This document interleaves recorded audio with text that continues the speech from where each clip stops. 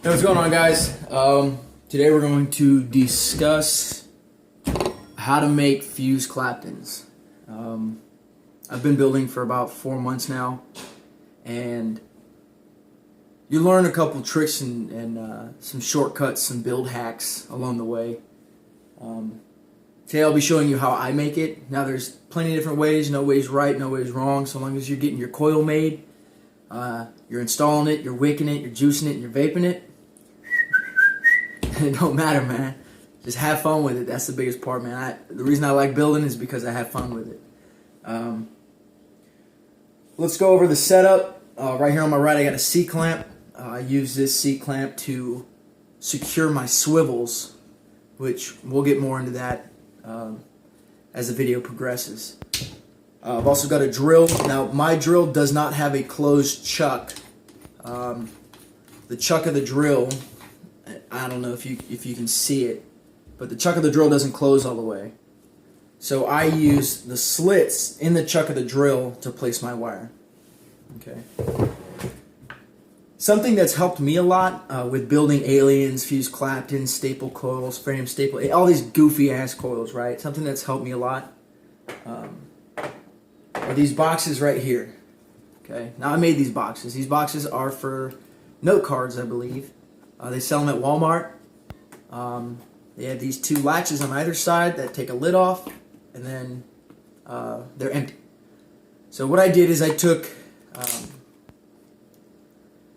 I'm not too sure about the name, but there's, when you drill a hole in the wall and you place this plug in it and then you screw your screw into that thing, I don't know what it's called, man, but I took 3 of them, put one in the bottom, one in the top, and one in the front. And what this allows me to do is keep that spool on a pendulum, on a swivel almost, inside the box, and then it feeds through a single point. So when I take my pliers and I grab the wire, I pull it, and the wire comes out. Okay. So today we'll be making a single coil. Gauging how much wire you need, that just takes time. I tend to waste wire. I'll make too much of a certain type of wire, and then I'll end up throwing away like 4 or 5 inches.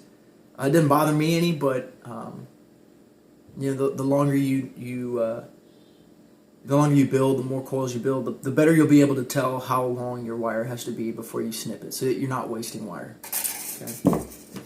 So we got our handy dandy flush cutters.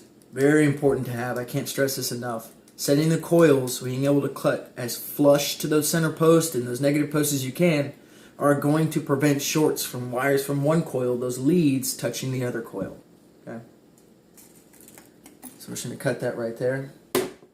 And today we'll be using 38 gauge to do our fuse clapton with, and our cores will be 26 gauge. That's just what I prefer. You can do them any damn way you want. You can use 24, 32, 20, 28. You know, it really doesn't matter. Whatever you want, and that's the greatest thing about vaping. It's all subjective. Okay. Moving on to my swivels.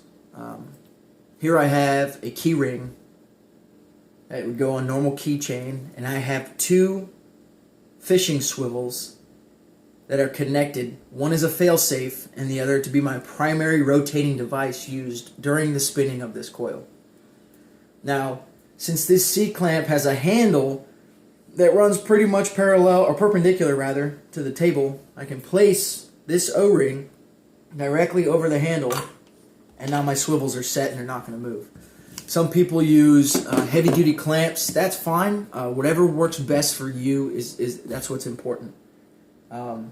For me, this is how I've been making coils. This is how I'm accustomed to it, and this is how I do it. Give me 1 second. I gotta grab my vape.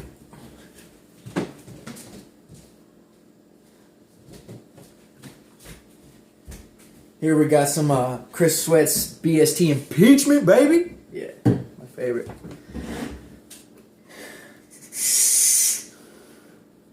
Okay. Moving on.